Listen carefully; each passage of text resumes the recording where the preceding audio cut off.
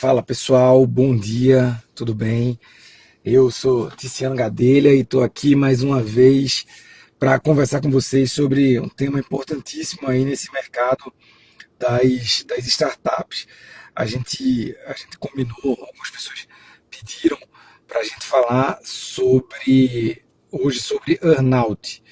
Nós temos conversado cada dia sobre um tema distinto nesse direito das startups e hoje vamos falar sobre earnout, esse assunto que ainda é um pouco desconhecido dos advogados que não atuam com essa área da inovação, tá? Então, não se assuste se você achar que você é a única pessoa que não conhece o assunto, é porque de fato a gente não está habituado a lidar com isso não está nos livros de direito. Isso é uma temática até mais da área de finanças do que do direito. E aí, ultimamente, a gente tomou emprestado esse termo, assim como outros, como stock options, como mútuo conversível, que embora seja instituto jurídico também, assim como os outros, está mais no nosso dia a dia, né? Então não estranhe se o earnout não for algo que está ali na tua rotina, tá? Gente, para a gente começar, eu queria deixar claro o seguinte: earnout, na verdade, é uma estruturação financeira, tá? Não é um direito que existe, não está lá no Código Civil, não está na Lei de Propriedade Industrial. É uma estrutura financeira que é muito comum nessas operações de M&A, né, Merger and Acquisitions, que são as fusões e aquisições, em especial nas startups. E basicamente é o seguinte, num termo geral, o que acontece é o seguinte: você pega o valor total da negociação e divide em algumas parcelas para distribuir para aquelas pessoas que são, entre aspas, compradas, tá? Na prática, o que ocorre não é apenas isso. O que ocorre é o seguinte: você atrela o desempenho ao pagamento do earnout. Vou dar um exemplo. Uma startup que foi vendida, por exemplo, internacionalmente, a gente pode falar do Facebook, que comprou o WhatsApp já há um bom tempo. Acho que já tem uns 10 anos, talvez não tanto, acho que uns 8 anos. Quando o Facebook comprou o WhatsApp, havia lá essa cláusula de earnout dizendo o seguinte: olha, WhatsApp, a gente vai pagar tanto, acho que foram 20 bilhões de dólares, alguma coisa assim, 20 ou 21 bilhões de dólares. E o combinado foi o seguinte: olha, a gente paga esse valor, e na verdade a gente paga até um pouco mais se vocês fizerem isso. Esse se, ele é o condicionante necessário para estruturas de earnout, tá? É o seguinte: você combina um preço, mas aquele preço é só para abrir a mesa de negociação. Na realidade, o que vai dizer quanto vai ser recebido, quanto vai ser efetivamente transacionado, é o atingimento das metas que foram pré-estabelecidas. Quem não é desse meio pensa o seguinte: eu vi uma venda de 1 bilhão de dólares, alguém fez um Pix para mim de 1 bilhão. Não é assim. Primeiro, que eu desconheço estruturas de pagamentos à vista, tá, no mundo. E segundo, que eu também desconheço pagamentos que sejam full buyout de uma forma geral. Full buyout é o seguinte: não desconheço não, esse eu conheço, mas é bem menos comum. Por exemplo, você quer comprar uma startup, você vai comprar, sei lá, a como registrar a nossa startup. Digamos que a gente vai negociar com o Google. Aí o Google fala: acho que vocês valem 100 bilhões de dólares. Legal, vou ficar bem feliz. E aí o Google pode dizer o seguinte: agora tem um detalhe, Tiziano, gosto muito de você, gosto muito da sua equipe, mas vou fazer um Pix para ti de 100 bilhões de dólares e tchau, um abraço. Não é assim que acontece. Como é que funciona? Ainda que seja o valor de 100 bi, por exemplo, o que acontece é o seguinte: efetivamente existem as metas que devem ser perseguidas, que devem ser respeitadas, atingidas, para poder haver aquele pagamento, tá?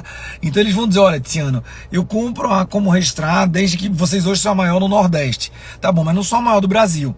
Então, em 5 anos, por exemplo, vocês têm que ser a maior do Brasil em faturamento e em número de processos, por exemplo, tá? O que acontece? eu só vou receber aquele valor acordado se eu atingir isso. Se eu não atingir isso, já era. Mas bom, comumente o earnout ele é utilizado para incentivar aquelas pessoas que vendem suas participações nas startups. Recentemente a gente teve aqui em Pernambuco, hoje eu estou em Recife. Aqui em Pernambuco a gente teve a venda de algumas empresas, entre elas a Courrier, por exemplo, uma das low-techs mais importantes do país, já está no mercado há mais de 20 anos. E a gente teve a compra dela pela Vela, que é uma das empresas, é um dos veículos de investimento do grupo canadense Constellation. O valor não foi divulgado, a transação a gente não sabe quanto foi, mas a gente sabe que os profissionais que estavam lá têm cláusulas de earnout, que eles precisam atingir determinada meta para receberem aquele valor. Se não fizerem isso, receberão alguma coisa, mas não vai ser o valor que foi proposto, que foi negociado, tá? Eu anotei aqui alguns casos para trazer para vocês. Esse do Facebook, do WhatsApp, eu já comentei. Eu falei 20 bilhões, desculpem, foram 19 bilhões de dólares. Para ser pago em 4 anos. Aí pronto, esse é um bom exemplo. O que foi que eu falei? Não é um Pix que é feito apenas. O que acontece é o seguinte: normalmente existe uma transação entre ações. No caso do WhatsApp, o Facebook deu uma parte, eu não encontrei qual foi o valor exato, em ações do próprio Facebook. Entenda, é um ganha-ganha. Porque se o Facebook acerta, o WhatsApp, vou te comprar por 19 bi, legal. Dos 19 bi, 15 vai ser em ações de Facebook, legal. Só que vejam, eu tenho, digamos, 1 milhão de ações no Facebook. Se essas minhas 1 milhão de ações, elas valem hoje, vamos supor, 50, sei lá, 500 bilhões de dólares, se eu fizer esses 500 bilhões de dólares passarem a valer 600 bilhões de dólares, a minha negociação com o WhatsApp, ela foi ainda melhor enquanto Facebook. Porque o que eu dei foi uma quantidade de ações pré-estabelecida na largada. Lá no start, lá na negociação, que o advogado, a advogada deve assessorar a empresa, você trava o valor, você trava não o valor, você trava a quantidade de ações. Então digamos que o Facebook percebeu que para chegar em 500 milhões de dólares seriam, sei lá, 100 mil ações. Tudo bem. Só que quando o Facebook passar a valer 600 bilhões de dólares, o WhatsApp vai continuar recebendo as 100 mil ações e não 120 mil ações. A valorização de 20% ela foi favorável ao Facebook, tá? Mas para o WhatsApp também é positivo. Porque ele vai receber aquelas ações, desculpa, ele não vai receber as 100 mil ações, ele vai receber menos ações, tá? Mas ele vai perfazer o valor que ele acertou com o Facebook. Então isso termina sendo importante para os dois lados, é meio que um jogo.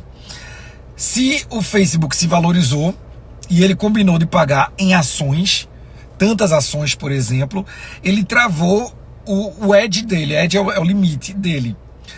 Para o WhatsApp pode receber mais ou menos. Travou aquilo, se o Facebook se desvalorizar, o WhatsApp teve prejuízo, porque recebeu uma quantidade de ações, mas que vale menos naquele momento do recebimento. Se o Facebook se valorizar, o WhatsApp termina ganhando mais, porque ele recebeu lá as 100 mil ações, por exemplo, mas que hoje valem 600 bi, por exemplo, beleza? Aqui no Brasil teve o caso da B2W quando comprou a Netshoes.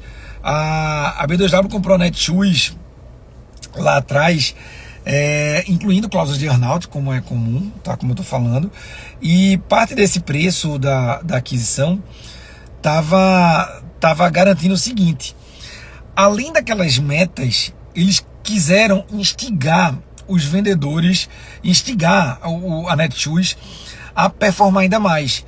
Então eles colocaram a cláusula de earnout ainda mais expressiva. Eles disseram o seguinte: olha, o valor da transação vai ser de tanto, tudo bem. Agora, se vocês performarem tanto, a gente vai pagar 20% a mais. O earnout é isso. O earnout é você valorizar a mais do...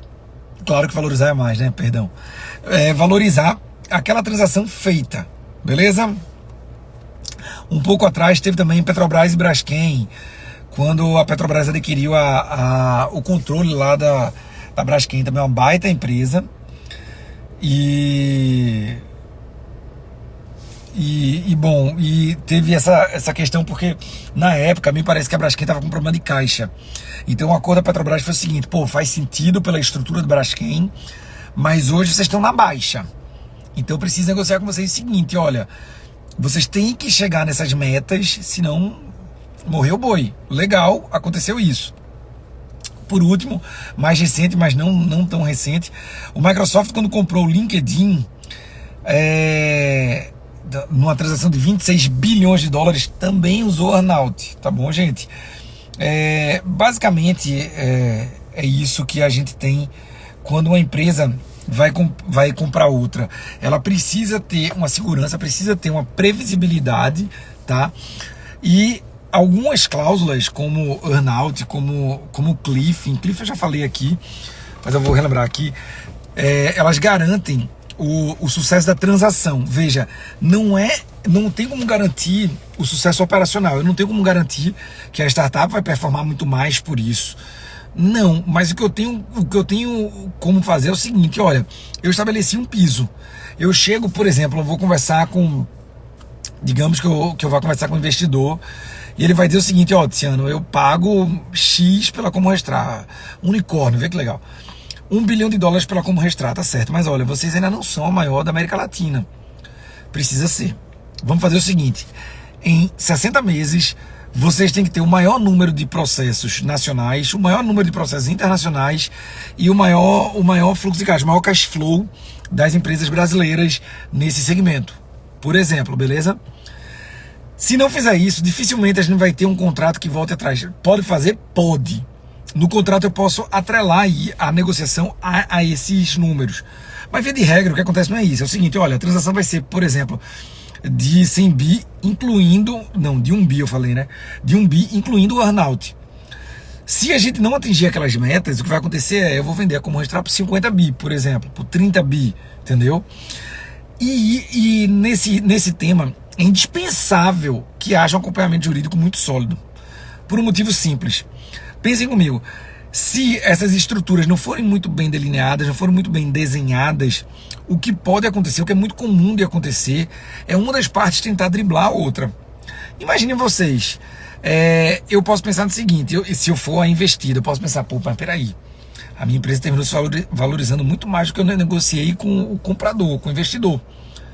Eu não quero mais vender, não. Então eu vou fazer o seguinte: eu vou driblar esses números aqui. Eu não quero crescer esse ano em número de processos, eu quero crescer aqui de outra forma, porque não vale a pena, enfim, para o meu crescimento, não vai ser interessante. Posso fazer isso? Posso. Devo fazer isso? Não devo. Não é o ideal, tá? Bom, outra questão importante para a gente falar de earnout. Embora ele não esteja na lei da propriedade industrial, como eu falei, ele não esteja lá no Código Civil, na Constituição Federal, é um instrumento que precisa estar no contrato. E quando você lida com a transferência de tecnologia, principalmente entre países, tá, que é uma coisa muito comum de acontecer, é um veículo de investimento internacional, você precisa, no caso do Brasil, passar pelo INPI para garantir que aquele contrato de transferência de tecnologia seja exigível, tá? Não, Tiziano, e se eu fizer um instrumento particular, eu posso? Pode. Veja, o INPI isso vai ser uma camada a mais de segurança, tá? O que acontece com o INPI é o seguinte: Instituto Nacional da Propriedade Industrial. Você averba o contrato de transferência de tecnologia lá, com as cláusulas que você quer. O INPI não vai analisar isso. O que ele vai ver é o seguinte: ó, eu tenho todas as informações para o contrato, eu tenho a parte que está contratante, a parte que está contratada, eu sei a tecnologia que vai ser transferida, isso tudo está aqui, está protegido dentro dessa esfera de propriedade intelectual. Eu tenho aqui uma software house que está combinando em mandar para os Estados Unidos tal conhecimento e receber dos Estados Unidos tal conhecimento. Legal. Se eu tenho isso dentro desse acordo, eu posso amanhã demandar no próprio INPI aquela exigibilidade, certo? Tiziano, mas o INPI vai intervir para dizer valores? Óbvio que não, ele não pode se envolver nisso, tá bom? Tiziano, mas eu não quero fazer via INPI, eu posso não fazer via INPI? Pode, eu não recomendo. E aí eu demonstro para vocês, em outro momento eu posso falar isso para vocês, mas eu demonstro para vocês como é importante a gente, como advogada, como advogado, ajudar o nosso cliente a ter essa camada extra de segurança. Um outro exemplo que eu posso dar, análogo a essa questão da verbação dos contratos no INPI, para garantir os earnouts de forma mais fluida, mais rápida, é quando você tem uma outra situação que você precisa cobrar uma remessa financeira, por exemplo. Royalty. Como é que você vai fazer para cobrar? se o Banco Central não estiver sabendo, se o INPI não estiver sabendo, se ninguém estiver sabendo. Não, eu vou para o judiciário, tudo bem, mas a fase de conhecimento vai ser muito longa. Não, Tiano, mas eu consigo no final do dia. Consegue, mas você demorou muito. Então, assim, eu não sei quem é teu cliente, mas os meus clientes, eles não gostam de esperar. E isso é uma das coisas que eu mais respeito. Eu tenho que dar para o meu cliente, no mínimo, 2 coisas: segurança e agilidade. Aí você fala, não, Tiano, mas em primeiro lugar é competência. Veja, competência eu nem coloco aqui, porque competência é absolutamente obrigatório. Eu não posso atender nenhum tipo de cliente se eu não souber muito daquele assunto que eu estou tratando. Ah, Tiano, quer dizer que então que se eu te contratar para uma demanda de direito, sei lá, penal, por exemplo, você vai conseguir me entregar isso de forma muito rápida? Não, porque eu não vou fazer. Eu não sei. Eu sei algumas questões que estão no direito penal, mas eu não sou bom nisso. Sou bom em propriedade intelectual, modéstia à parte, mas eu entendo esse troço. A gente vai atender nesse segmento. Se a gente fugir para outros segmentos, a gente vai indicar um parceiro, a gente vai dizer, ó, cara, não sei, não fazer de quem faça, mas eu não vou fazer. Beleza, gente? Essas eram as palavras que eu tinha hoje sobre earnout. Esse instrumento, para quem entrou depois aí, é esse instrumento tão importante, esse mecanismo financeiro, na verdade, para pagar a valorização das cotas societárias e para garantir o equilíbrio entre investidor e empresa investida, e que agrega tanto de segurança para o investidor e para quem recebeu o investimento. Vejam, se na nossa empresa a gente se preocupa com o estabelecimento e o cumprimento de metas, imagina num veículo de investimento que o objetivo dele é dar lucro, tá bom? É isso, qualquer dúvida, por favor, me manda mensagens e sugiram aqui os próximos temas que a gente vai fazer um apanhado e seguir o que vocês quiserem sobre direito das startups, beleza? Valeu, gente, um abração, uma ótima quinta-feira aí para todos.